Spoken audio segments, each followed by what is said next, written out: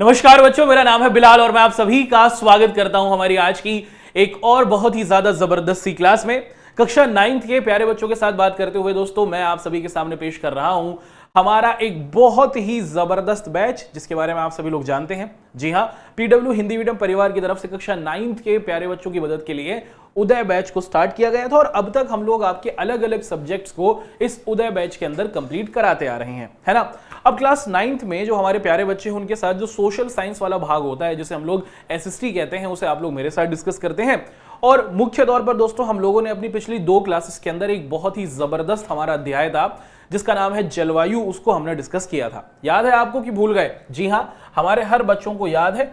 हमारा ये जो चैप्टर है दोस्तों, आप लोग देखते हैं कि भूगोल यानी कि ज्योग्राफी के अंतर्गत हमें देखने को मिलता है। काफी जबरदस्त चैप्टर है और बहुत सारी इंटरेस्टिंग बातें हम लोगों ने इस चैप्टर के अंतर्गत आप सभी के साथ डिस्कस की थी। हमारा चैप्टर का नाम है जलवायु, सब्जेक्ट है सामाजिक अध्ययन और लेक्चर नंबर 3 को हम लोग आपके साथ अपनी आज की इस क्लास में डिस्कस कर रहे हैं। अब तक हम लोग इस चैप्टर से संबंधित 2 लेक्चर्स को कर चुके हैं और उन 2 लेक्चर्स के अंदर इस चैप्टर से संबंधित काफी महत्वपूर्ण बातों को हमने समझा था। तो अगर आपने लेक्चर नंबर 1 और लेक्चर नंबर 2 को नहीं देखा तो आपसे अनुरोध है कि पहले आप लेक्चर नंबर 1 और लेक्चर नंबर 2 को देख लें ताकि आपके लिए इस लेक्चर नंबर 3 को समझना बहुत ही सरल हो जाए। ठीक, स्टार्ट करते हैं। चलिए दोस्तों डिस्कस कर लेते हैं कि हमारी आज की इस क्लास में आप और मैं किन किन बिंदुओं को क्या करने वाले हैं दोस्तों, डिस्कस करेंगे। हम लोग सबसे पहले ये समझने की कोशिश करेंगे कि आखिर ऋतुएं होती क्या हैं, है ना। आप लोगों ने सुना होगा दोस्तों, ऋतुएं भारत के अंदर भिन्न भिन्न प्रकार की ऋतुएं हमें देखने को मिलती हैं।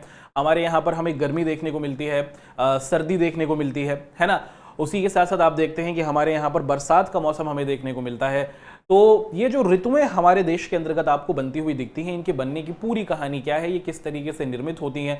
गर्मी का ये जो आप देखते हैं कि हमारे सामने ऋतु आती है, सर्दी की जो ऋतु आती है, इनके आने की पूरी कहानी, ये कब आती हैं, कैसे आती हैं और इनके पूरे के पूरे साइंटिफिक मेथड को हम लोग यहाँ पर समझने की कोशिश करेंगे। तो डिस्कस करेंगे शीत ऋतु के बारे में, जिसको हम लोग क्या कहते हैं दोस्तों, सर्दी वाला मौसम भी कहते हैं, है ना।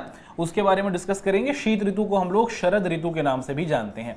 उसी के साथ हम लोग डिस्कस करेंगे दोस्तों आप सभी के साथ ग्रीष्म ऋतु के बारे में। और ग्रीष्म ऋतु को हम लोग किस नाम से पुकारते हैं? इसको हम लोग एक और नाम से भी पुकारते हैं, इसे हम लोग कहते हैं गर्मी, है ना।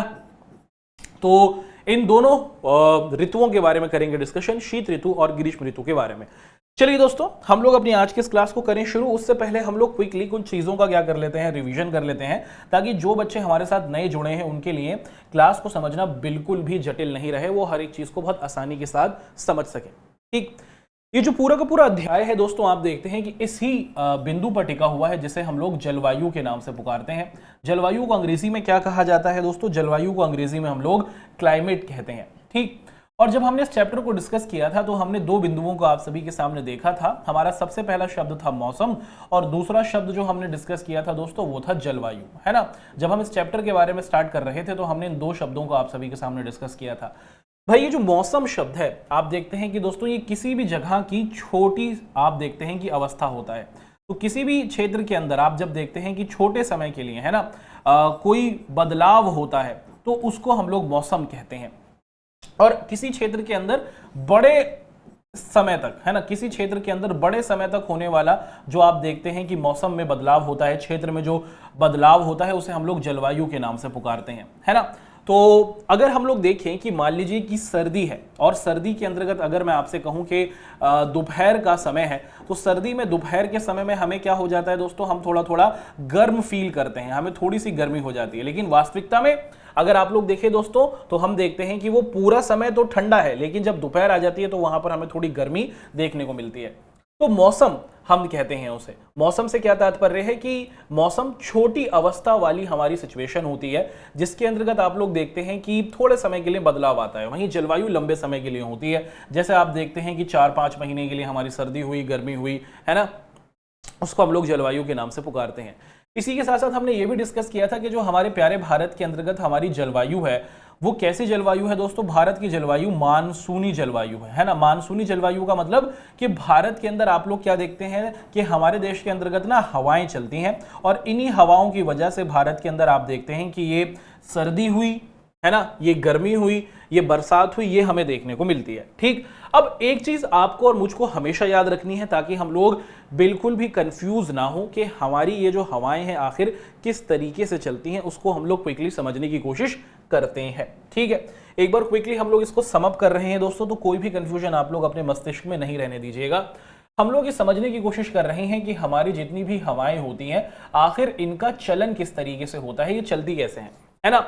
अब इसके लिए मैं आपको एक एग्जांपल दे रहा हूं दोस्तों कि मान लेते हैं कि चलिए गर्मी का आपको क्या दिखता है दोस्तों, समय दिख रहा है, ये हमारा मई का महीना है, हम लोग लेके चल रहे हैं और हम देखते हैं कि जो सूरज है ना दोस्तों, आप देखते हैं कि वो बहुत ज्यादा गर्म है। सूरज है भैया, मई का महीना है, अब सूरज है ना, और सूरज की ये जो गर्मी है आप देखते हैं कि ये हमारी धरती पर क्या कर रही होगी दोस्तों, पड़ रही होगी। पड़ेगी कि नहीं पड़ेगी, जी हाँ, आप सभी को पता है कि सूरज की ये जो रोशनी है, सूरज से निकलने वाली जो गर्मी है वो हमारी धरती पर पड़ेगी। और अगर हम लोग देखें हमारे चारों तरफ हमें क्या दिखती है दोस्तों, हमें हवा दिखती है या फिर हमें एयर दिखती है। अब होता क्या है, इसको हम लोग ध्यान से समझ रहे हैं। हम ये समझ रहे हैं कि हवाएं किस तरीके से चलती हैं और इनकी वजह से कैसे सर्दी और गर्मी बनती है। हम देख रहे हैं कि भैया मान लीजिए गर्मी का मौसम है और गर्मी के मौसम के अंतर्गत हम देखते हैं कि जो हमारी धरती है वो क्या हो गई दोस्तों, गर्म हो गई, जमीन गर्म हो गई। और जमीन के गर्म हो जाने की वजह से आप देखते हैं कि धरती के ऊपर जो हवा थी ना, वो आप क्या देखते हैं दोस्तों कि वो ऊपर उड़ जाती है ना। धरती जो थी वो गर्म हुई और धरती के ऊपर मौजूद जो हवा थी ना, वो आप देखते हैं कि वो क्या हो जाती है दोस्तों, वो ऊपर उड़ जाती है। और इस क्षेत्र के अंदर जहां पर जमीन है गर्मी में, वहां पर हम लोग क्या देखते हैं दोस्तों, यहां पर हमें दिख जाता है क्या दोस्तों, यहां पर हमें दिखता है वायु का निम्न दाब, जिसे हम लोग निम्न वायु दाब के नाम से भी पुकारते हैं। ठीक है, तो गर्म जगह जहां पर होती है ना, वहां पर हवा ऊपर हो जाती है और हवा ऊपर हो जाने की वजह से उस जगह पर हम लोग देखते हैं कि निम्न वायु दाब होता है। अब यही अगर मैं आपसे कहूं कि दोस्तों मई का ही महीना है, लेकिन हमारे पास आप क्या देखते हैं कि दोस्तों एक नदी है और उस नदी के अंदर आप देखते हैं कि पानी है।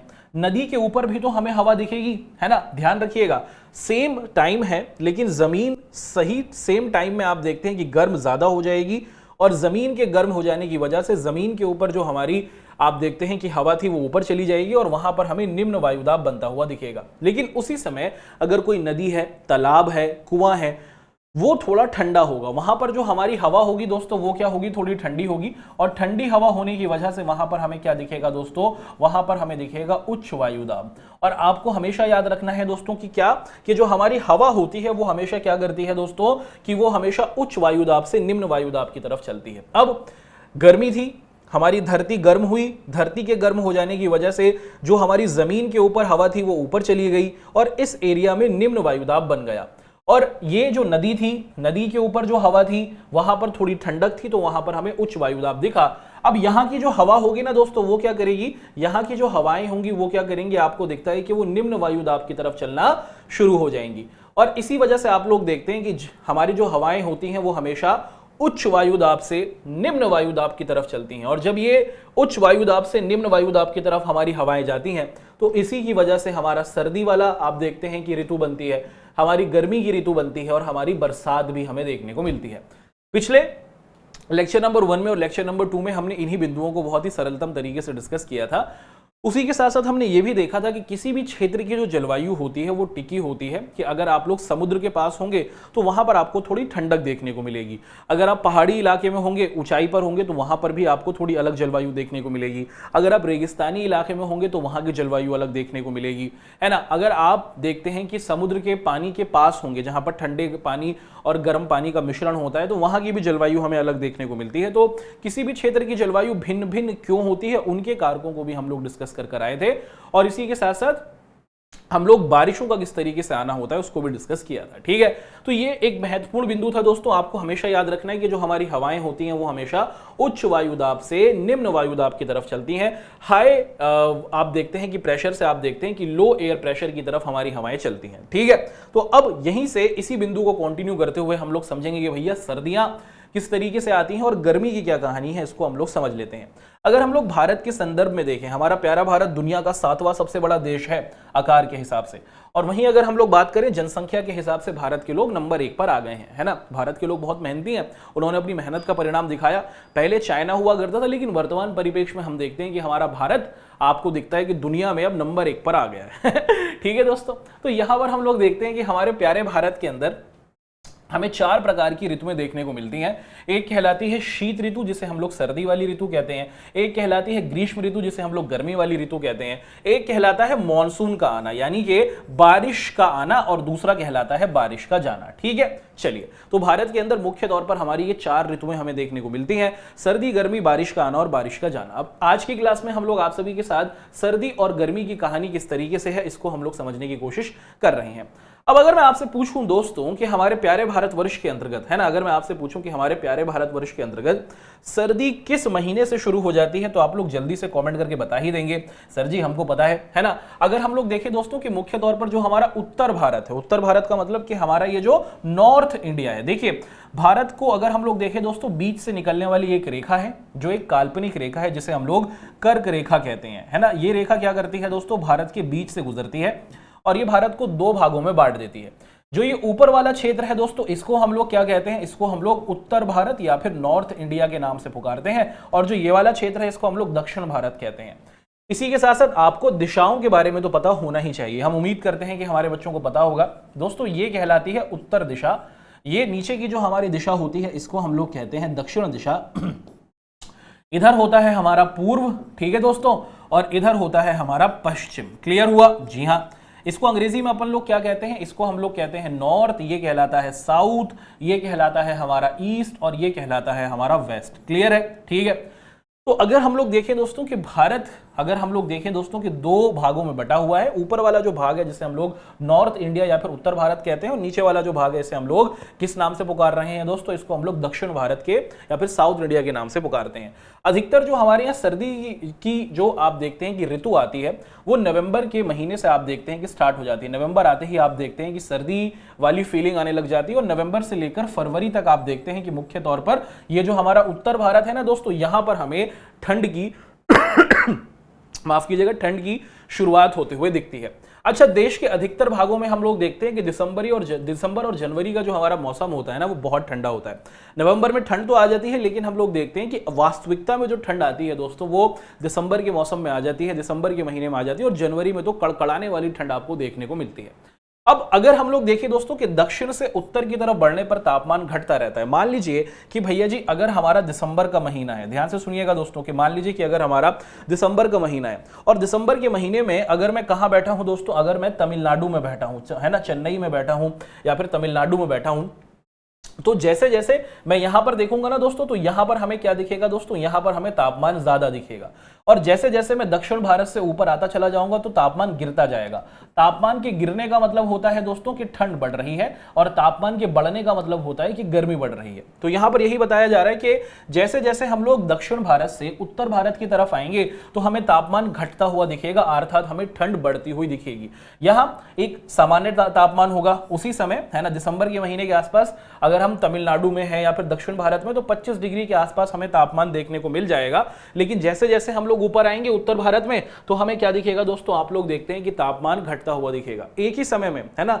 नवंबर दिसंबर के आसपास अगर आप लोग देखें दोस्तों कि हमारा जो चेन्नई हुआ, उसी के साथ जो हमारे दक्षिण भारत के राज्य हैं, इनसे जब हम धीरे धीरे ऊपर आएंगे तो हम क्या देखते हैं दोस्तों, उत्तर भारत में आते आते यहां पर तापमान 10 डिग्री सेल्सियस रहेगा, और यहां पर आप देखते हैं कि 25 डिग्री सेल्सियस रहेगा। तापमान का ज्यादा होना यानी कि गर्मी है, तापमान का कम होना आपको क्या दिखता है दोस्तों, वहां पर हमें ठंड देखने को मिलेगी। तो जितने भी हमारे उत्तर के मैदान हैं, हमारा यूपी हुआ, बिहार हुआ, मध्य प्रदेश हुआ, पंजाब हुआ, हरियाणा हुआ, ये सभी जो हमारे राज्य हैं, इन राज्यों के अंदर आपको बड़े तौर पर क्या देखने को मिलेगा दोस्तों, आप देखते हैं कि ज्यादा ठंड देखने को मिलेगी दक्षिण भारत के मुकाबले। अच्छा, इसी के साथ साथ हम लोग देखते हैं कि इस क्षेत्र में, है ना, ये जो हमारा उत्तर भारत है दोस्तों, यहां पर हम लोग क्या देखते हैं, इस उत्तर भारत के क्षेत्र में हम लोग एक चीज देखने को मिलती है कि यहां पर मौजूद है हमारे हिमालय पर्वत, और इन हिमालय पर्वतों में होती है बर्फ, है ना। इसी वजह से भी इस क्षेत्र का तापमान आप लोग क्या देखते हैं दोस्तों, कहीं ना कहीं कम ही देखते हैं, कि यहाँ पर बड़े बड़े हिमालय के पर्वत मौजूद हैं, और इसी वजह से यहाँ पर हमें ठंड ज्यादा बड़े स्तर पर देखने को मिलती है। ठीक। अब दोस्तों यहां तक की कहानी तो हमने आप सभी के सामने डिस्कस की है कि मुख्य तौर पर ये जो हमारी शरद ऋतु है या फिर जो शीत ऋतु है, सर्दी वाली ऋतु है, ये कब से कब शुरू हुई उत्तर भारत में। यहाँ जब सर्दी का आप देखते हैं कि महीना होता है तो किस तरीके से आप देखते हैं कि तापमान होता है, और दक्षिण भारत में तापमान की क्या कहानी है उसको हमने डिस्कस किया। आगे बढ़ेंगे दोस्तों, अब यहां से हम लोग डिस्कस करेंगे कि शीत ऋतु में अगर हम लोग देखें कि हमारे देश में उत्तर पूर्वी व्यापारिक पवनें बहती हैं। अभी उत्तर पूर्वी व्यापारिक पवनें क्या है डिस्कस करेंगे, घबराइए नहीं। हम देखते हैं कि ये जो पवनें हैं दोस्तों ये समुद्र की ओर बहती हैं, और इसीलिए देश के अधिकतर भागों में हम लोग देखते हैं कि मौसम हमें शुष्क देखने को मिलता है। तमिलनाडु में ये जो पवनें हैं ये समुद्र से स्थल की ओर बहती हैं, और इसीलिए तमिलनाडु के तट पर कुछ मात्रा में हम लोग देखते हैं कि हमें बारिश होते हुए दिखती है। बेसिकली होता क्या है दोस्तों, अगर हम लोग देखें कि अगर सर्दी वाला समय होता है, और सर्दी वाले समय में हम लोग क्या देखते हैं दोस्तों कि हमारे देश के अंदर एक अलग ही प्रकार की आप देखते हैं कि स्थिति देखने को मिलती है। अगर मैं आपसे कहूं कि ये अगर हमारा दिसंबर का महीना है, ठीक है, अगर मैं आपसे कहूं कि ये हमारा दिसंबर का महीना है, और दिसंबर के महीने में अगर मैं आपसे पूछूं कि भारत में कहां पर हमें ज्यादा तापमान देखने को मिलेगा। अगर हम देखते हैं कि भारत अगर दो भागों में बटा हुआ है, उत्तर भारत और दक्षिण भारत, ऊपर वाला हिस्सा हमारा उत्तर भारत है, नीचे वाला हिस्सा हमारा दक्षिण भारत है। अगर मैं आपसे कहूं कि दिसंबर का महीना है, कहां पर आपको थोड़ी ठंड ज्यादा देखने को मिलेगी, है ना। आपको पता है कि भैया उत्तर भारत के अंदर 10 डिग्री से 15 डिग्री के आसपास आपको तापमान देखने को मिल ही जाता है ना। और वहीं पर अगर हम लोग बात करें दोस्तों कि हमारा ये जो दक्षिण भारत है यहाँ पर ज्यादा तापमान होता है, यहाँ 20 डिग्री कभी कभी 25 डिग्री भी तापमान हमें देखने को मिलता है। अब आपको पता है दोस्तों कि तापमान ज्यादा होने का मतलब क्या है दोस्तों, तापमान ज्यादा होने का मतलब है कि वहां पर आपको दिखती है गर्मी, और जहां पर गर्मी होती है दोस्तों वहां पर आपको याद होगा हमने पीछे डिस्कस किया है, तो आपको बिल्कुल भी कंफ्यूजन में नहीं रहना कि जहां पर गर्मी होती है, धरती जहां पर गर्म होती है वहां पर निम्न वायुदाब बनता है ना, याद रखिएगा। इसी को हम लोग यहां पर डिस्कस कर रहे हैं। हम ये देख रहे हैं कि अगर दिसंबर का महीना हुआ तो हमारे उत्तर भारत के अंदर तापमान आपको ठंडा दिखेगा। यहां पर आपको क्या दिखती है दोस्तों, यहां पर थोड़ी ठंड दिखेगी, और दक्षिण भारत उसी समय के अंदर हमें थोड़ा गर्म देखने को मिलेगा, यहां का तापमान थोड़ा ज्यादा होगा। जहां पर आप लोग देखते हैं कि दोस्तों गर्मी ज्यादा होती है वहां पर हमें क्या दिखता है, वहां पर हमें निम्न वायुदाब दिखता है। क्या दिखता है दोस्तों, वहां पर हमें निम्न वायुदाब दिखता है। और जहां पर ठंड होती है दोस्तों, आप सभी को पता है कि ठंड वाले हिस्से में हमें उच्च वायुदाब देखने को मिलता है ना, उच्च वायुदाब देखने को मिलता है। और हमेशा हमारी जो हवाएं होती हैं वो क्या करती हैं दोस्तों, हमेशा जो हमारी हवाएं होती हैं वो उच्च वायुदाब से निम्न वायुदाब की तरफ चलती हैं। तो जब दिसंबर नवंबर का महीना होता है उस समय आप देखते हैं कि हमारे उत्तर भारत से जो हवाएं होती हैं वो दक्षिण भारत की तरफ चलना शुरू हो जाती हैं। हमारे आप क्या देखते हैं दोस्तों, हमारे उत्तर भारत से आप देखते हैं कि जो हवाएं होती हैं वो दक्षिण भारत की तरफ चलना शुरू कर देती हैं। ठीक, अच्छा, ये जो हवाएं होती हैं दोस्तों आप लोग देखते हैं क्योंकि ये हवाएं समुद्र की तरफ से नहीं आ रही, उत्तर भारत में समुद्र नहीं दिखता है आपको, है ना, तो इन हवाओं के अंदर आप देखते हैं कि पानी की उपस्थिति नहीं होती है, नमी नहीं होती है। ये हवाएं कैसी होती हैं दोस्तों, ये शुष्क होती हैं। कैसी होती हैं, ये शुष्क होती हैं। ये बह तो समुद्र की तरफ रही होती है, समुद्र की तरफ जा रही होती हैं, निम्न वायुदाब की तरफ जा रही होती हैं। ठीक है, क्योंकि ये हवाएं मैदानी भाग से आ रही हैं तो इनके ऊपर आप देखते हैं कि इनमें कोई पानी नहीं होता है ना, ये शुष्क हमें हवाएं देखती हैं। लेकिन जब यही हवाएं आपको दिखता है कि तमिलनाडु के तट पर पहुंच जाती हैं तो यहां पर आप देखते हैं कि यहां पर समुद्र से पानी का मिलन होने की वजह से ये थोड़ी बहुत बारिश यहां पर हमें करते हुए दिखती है। तो हमने ये देखा कि जब हमारा सर्दी का समय है तो सर्दी के समय में हमने देख लिया कि जो हमारा उत्तर भारत है यहाँ पर हमें उच्च वायुदाब देखने को मिला, और वहीं पर जो हमारा दक्षिण भारत है वहां पर हमें निम्न वायुदाब देखने को मिला।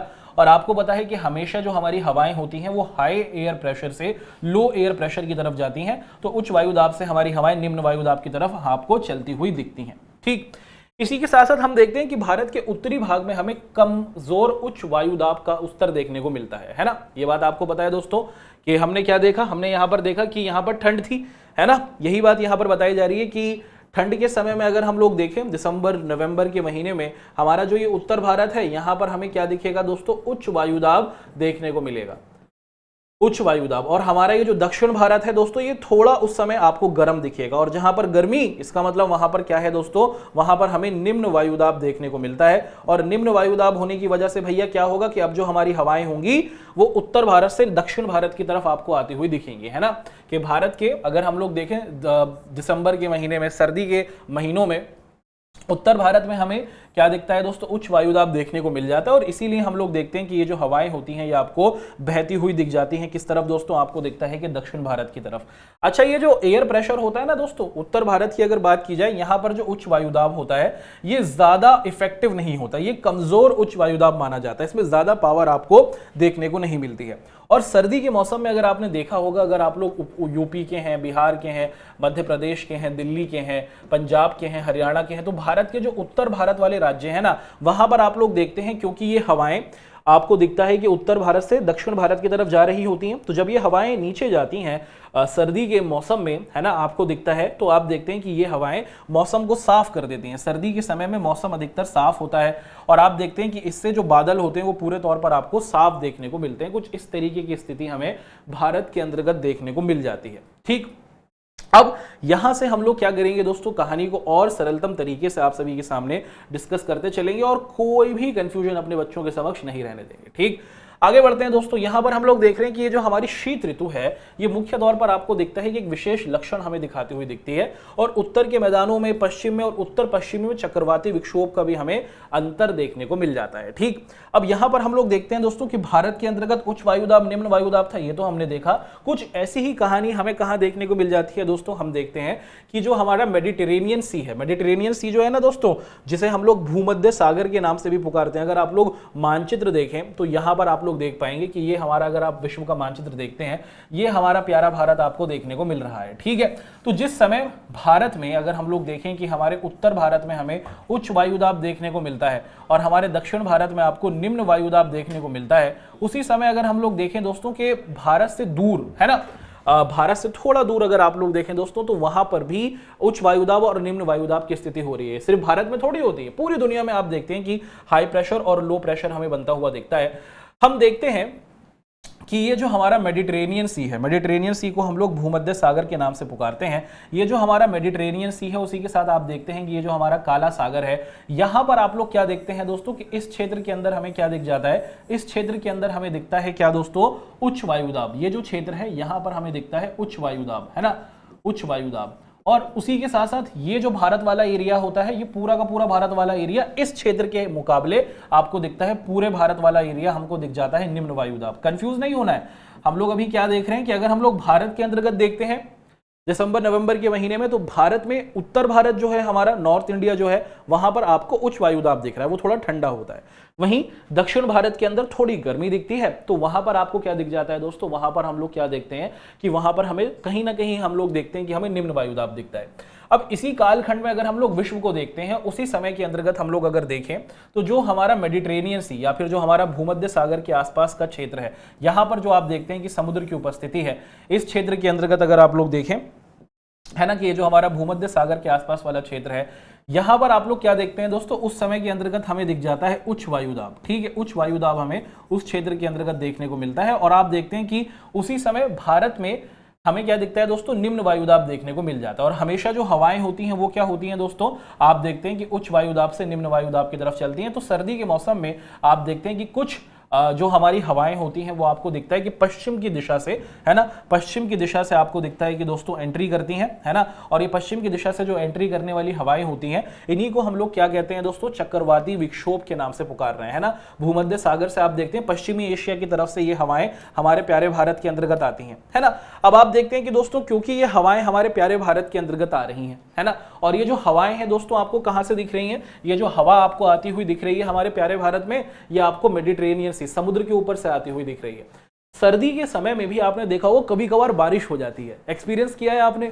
ये किस वजह से हो पाता है, ये इस वजह से हो पाता है कि ये जो पश्चिम की तरफ से, है ना, मेडिटेरेनियन सी, भूमध्य सागर की तरफ से आने वाली हवाएं होती हैं, भूमध्य सागर है उसके ऊपर जो बादल हैं, हवाएं हैं, वो पानी को अब्जॉर्ब कर लेते हैं। फिर यही हवाएं आपको दिखता है कि उच्च वायुदाब से निम्न वायुदाब की तरफ, भारत की तरफ बढ़ना शुरू होती है। और भारत में आकर आपको दिखता है कि सर्दी के मौसम में जो कभी कभार बारिश आपको आती हुई दिख जाती है ना, वो इसी वजह से आपको आती हुई दिखती है। ठीक है, तो यही बिंदु हमने यहां पर देखा।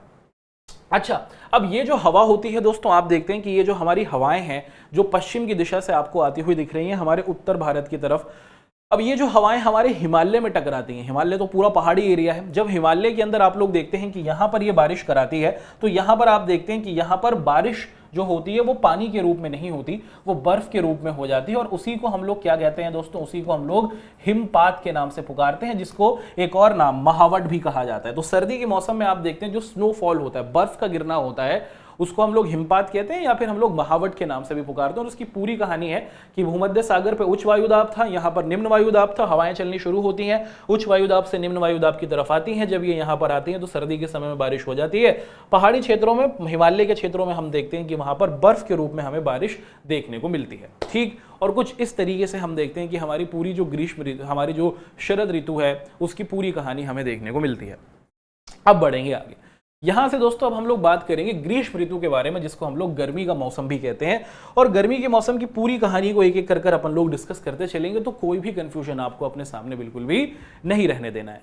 अगर मैं आपसे पूछूं कि भैया गर्मी की शुरुआत आखिर हो कब जाती है, तो आप सभी कहेंगे कि सर इतना सिंपल सवाल पूछ रहे हो। मार्च के महीने से हम लोग देखते हैं कि थोड़ी थोड़ी गर्मी बढ़नी शुरू हो जाती है और मई के महीने तक आते आते हम सभी लोग पसीने से तरबतर हो जाते हैं, है ना।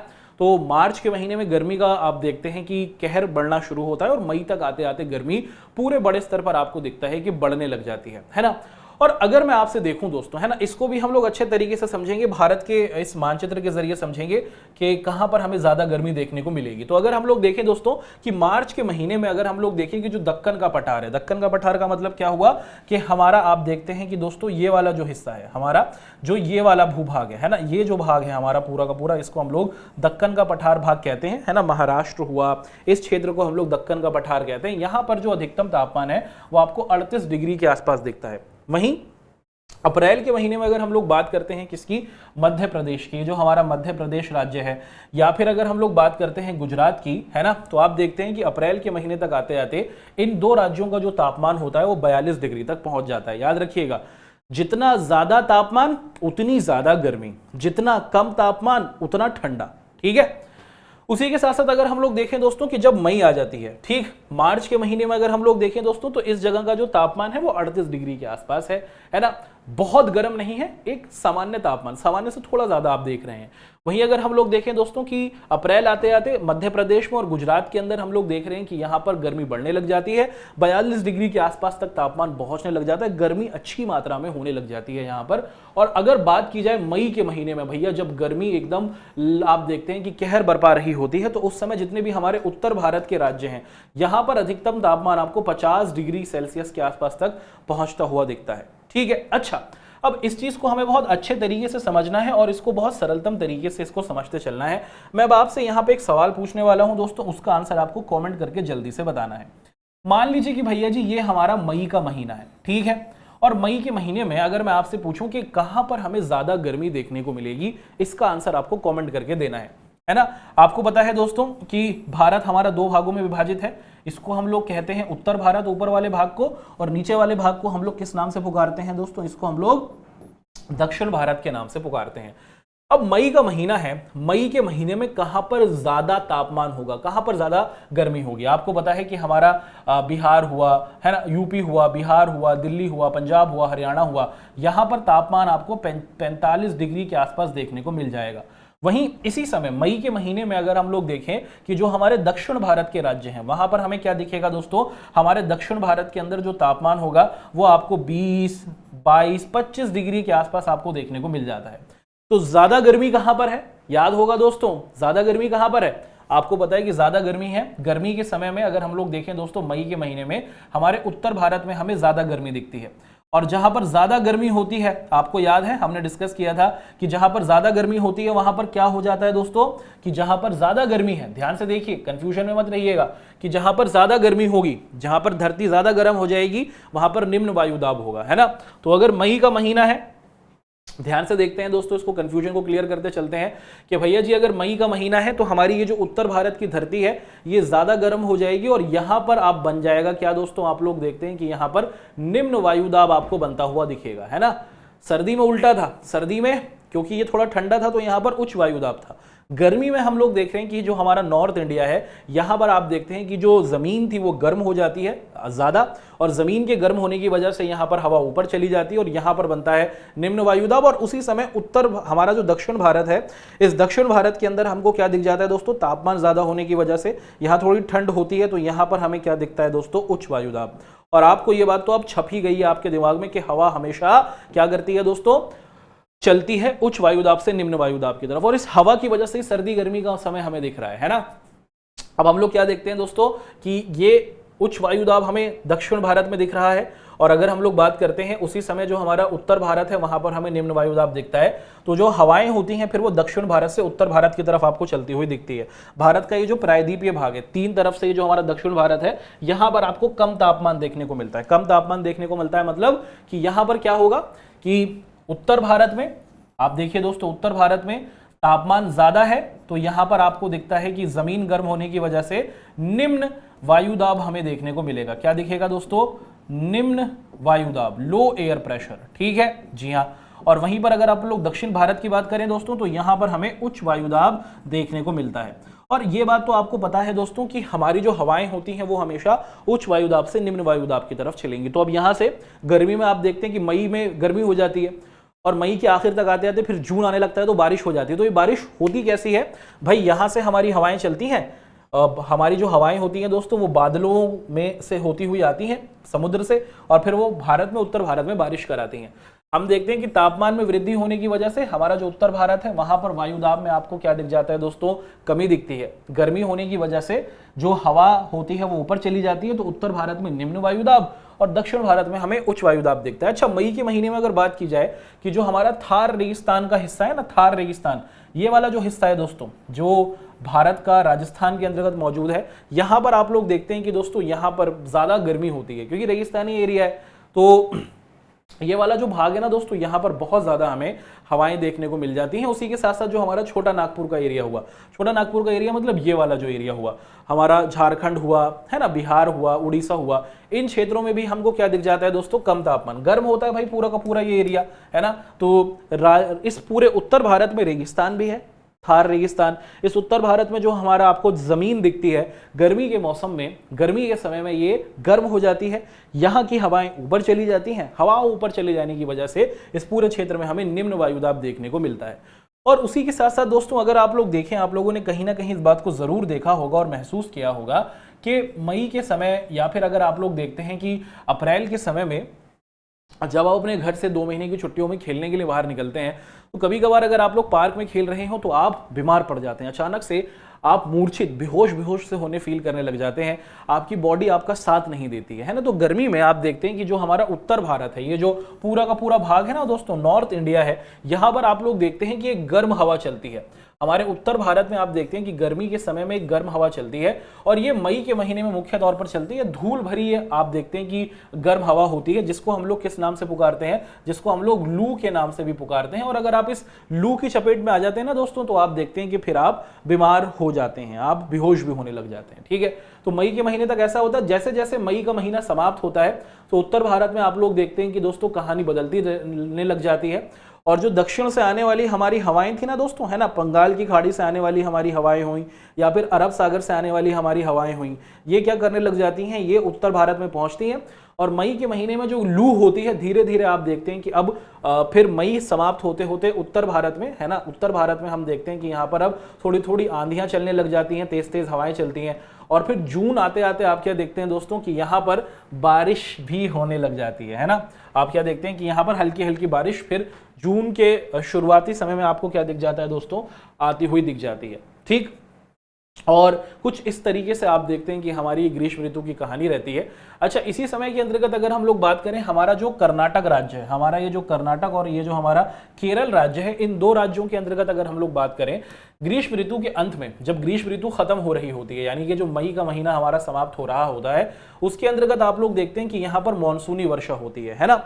तो आपको पता है मई जैसे जैसे खत्म होता है और जून जैसे जैसे स्टार्ट होता है, जून स्टार्टिंग होते होते, है ना दोस्तों, आप सभी को पता है कि जो हमारी मानसून आ रहा है। अब क्या आने लग जाता है दोस्तों कि जैसे ही जून शुरू होता है तो मानसून की आने की शुरुआत हो जाती है। मानसून को हम लोग किस नाम से पुकारते हैं कि भैया बारिश आनी शुरू हो गई है। और बारिश के लिए बादल कहां से आ रहे हैं दोस्तों, आपको पता है कि वो अरब सागर से आना शुरू करते हैं और उसी के साथ साथ बंगाल की खाड़ी से बादल आना शुरू करते हैं। आप देखते हैं कि ये बादल जब कर्नाटक में, हमारा ये जो कर्नाटक राज्य है और उसी के साथ हमारा ये जो केरल राज्य है, जब अरब सागर के ऊपर मौजूद जो ये हमारे बादल होते हैं, जब ये टकराते हैं कर्नाटका और केरला में, तो यहाँ पर आप लोग देखते हैं कि गर्मी के समय में बारिश हो जाती है। और इस समय यहाँ पर मौजूद जो आम होते हैं ना, इस बारिश की वजह से ये आम थोड़े जल्दी पक जाते हैं और इसी वजह से इनको आम्र वर्षा के नाम से भी पुकारा जाता है। ये जो आम्र वर्षा है ये कर्नाटक और केरला के आसपास हमें देखने को मिलती है। कर्नाटक केरला में मौजूद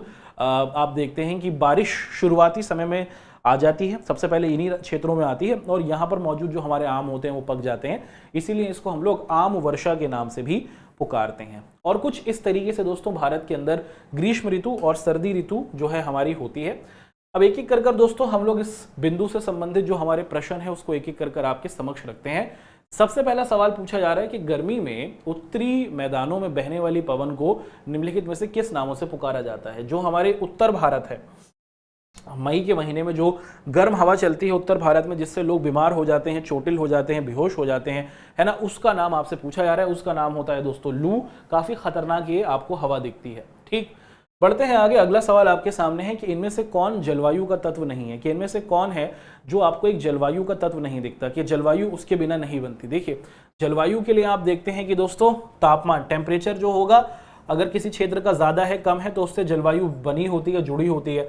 अगर किसी क्षेत्र में बारिश ज्यादा होती है कम होती है तो वहां की जलवायु उससे प्रभावित होती है। वहां पर तेज हवाएं चलती हैं या फिर नहीं चलती हैं तो उससे भी जलवायु प्रभावित होती है। नदी से जलवायु का कोई भी संबंध नहीं होता है। ऑप्शन सी हमारा बिल्कुल सही है।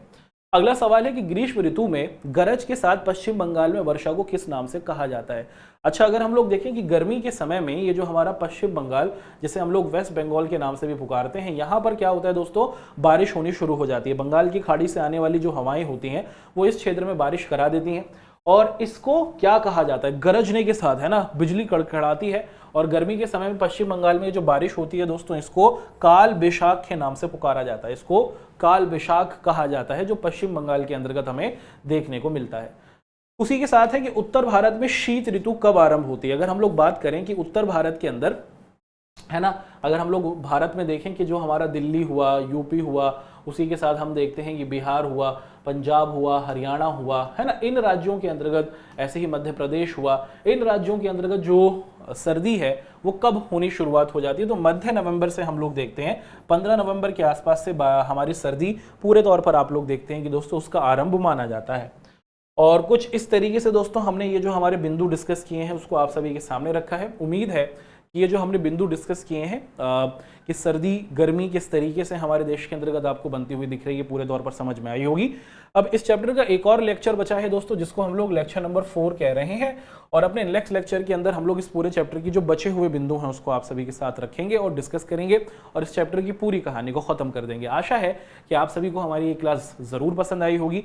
आप लोगों से मुलाकात करेंगे इस चैप्टर के नेक्स्ट लेक्चर में। आपका हमारे साथ जुड़ने के लिए बहुत बहुत शुक्रिया।